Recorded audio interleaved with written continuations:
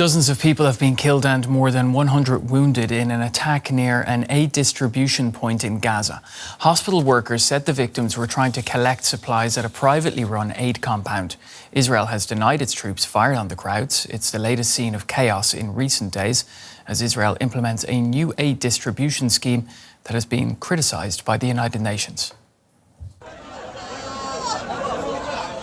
Palestinians delivered bodies of their loved ones to the morgue at Nasser Hospital in Khan Yunis.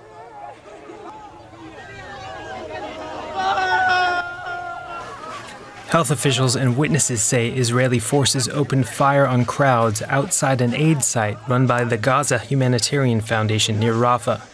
The Israeli and US-backed foundation denied there were any incidents, accusing Hamas of fabricating rumors. The Israeli military said it was reviewing the matter, but it was unaware of injuries caused by IDF fire. Why do they tell them to go to the aid point? Why? And then they go there and get killed. What they're doing to us is wrong. They're lying to us. My younger brother was killed. He went to get aid for his children and was killed. Why? They say this is aid for the people and a humanitarian case. Why are they doing this?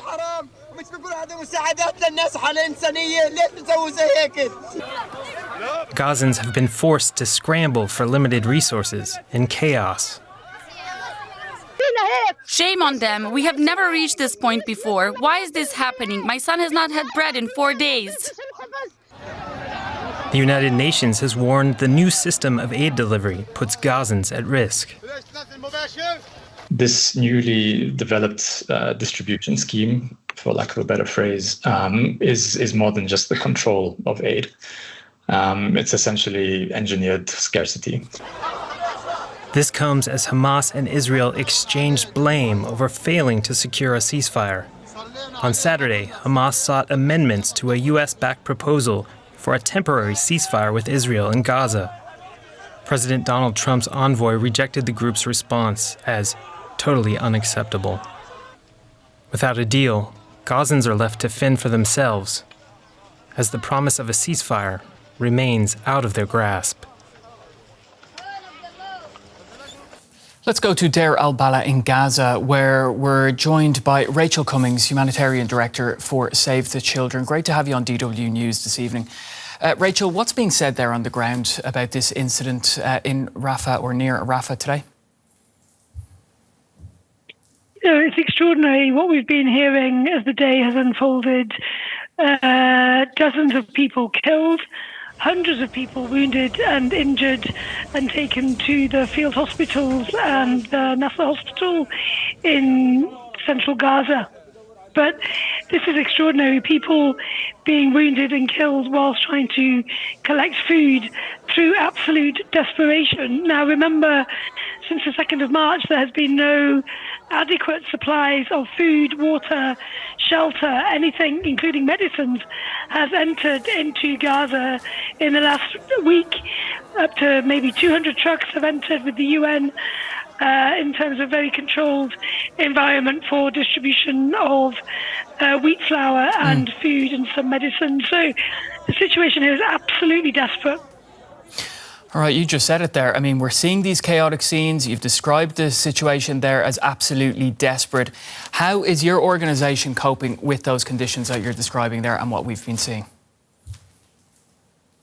It's extraordinarily challenging. It's the most complex environment, I think, to be working in. You have a very small space of land.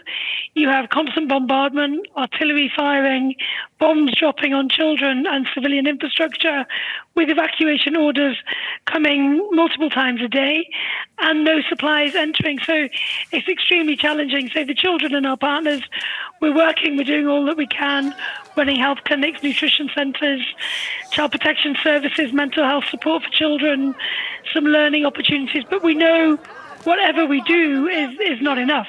It's a drop in the ocean compared to the extraordinary needs for children. Children are exhausted, they're terrified, they're sharing with us things that they've seen that children should never see in their lifetime. So it's really very, very difficult for us here. You've mentioned it there, you said it as well before, but tell us about the most urgent needs that you see that children need there and people need in Gaza right now. Well, fundamentally, people need a ceasefire. They need peace. Living under constant bombardment for 20 months is devastating on physical and mental health. But essentially, they need food. They need water to drink.